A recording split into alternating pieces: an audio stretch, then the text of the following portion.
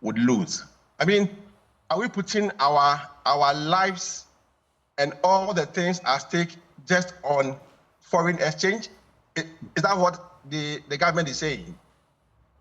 When we have danger of Ghanaians losing their lives due to the chemicals being used, when we have the danger of not having water to drink, when the food that we are eating are being polluted with these chemicals,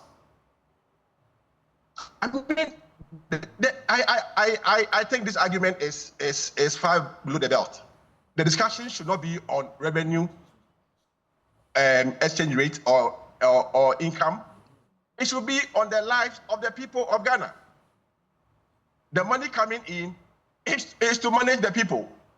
What will be the use when the money is in and we have a lot of burden? I mean, I think that argument for me is not right. Government must listen to the people. Lives are at stake. We not get water to drink. Chemicals into the food we are eating are going to kill all of us. The forest reserves are being... So something, I think that this call is not right. Again, I hear people say that there are other companies that have license and so they should be exempted. Look, why don't you halt everyone and do a holistic audit and find out those who have licenses and are operating without polluting the waters and are outside the forest reserves? Why not? But you can't say that because of the foreign exchange or because others have licenses. We know of those, some having licenses, and yet polluting the same water and depleting the forest reserves. So TUC, or let me say, labor, our call is very clear. In Akan or in Ghana, they said you don't stand in tons and remove tons.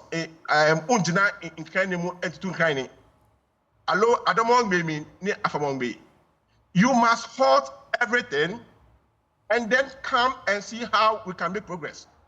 And so our call is quite clear, and I want to assure the minister that come the date we have set, TUC will not back down on its call. We'll do the needful. You have been called to a meeting at which it is expected that there will be some resolution to this issue. Are you attending the meeting? You are supposed to send 20 of your members. The forum is supposed to send 20 of its members, and also this other group, the Federation of Labor, is supposed to send 20 of its members to this meeting. This will be on Tuesday, the 17th at 2 p.m. Will you be attending this meeting? Something. Obviously, we respect our minister and we attend.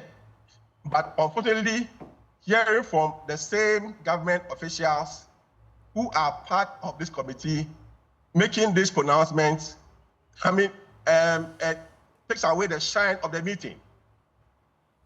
If you have this posture before the meeting, what else are you coming to communicate to us at the meeting? And the minister must know that the reputation of this country is far important to some of us. Our president was appointed as one of the ambassadors to uphold the SDGs, at least co-chair with the Norwegian Prime Minister in 2017. He was asked to co-chair the Prime Minister of Norway to uphold the SDGs. Ghana has signed all the international treaties. SDG number 15 requires that we protect and promote sustainable use of in fact, we have to halt reverse land declaration.